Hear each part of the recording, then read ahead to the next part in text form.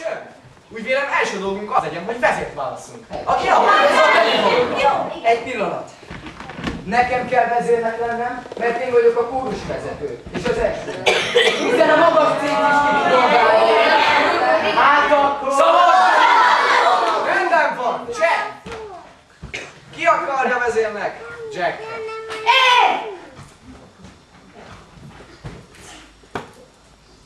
Azért. Na és engem?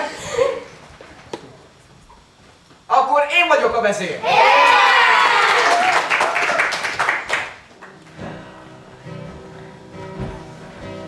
Mit vállaltam? Még nem tudom.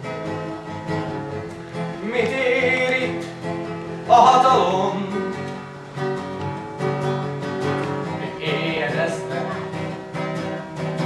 vagy megköveznek. Mi lesz a vége vajon? A bán büszke lenne rám, a fregat kapitány, a képem ott állna az asztalán. A bán büszke lenne rám, a fregat kapitány, a képem ott állna az asztalán. Mit vállaltam? S majd, hogy írom. Nehéz a súly a vállamon.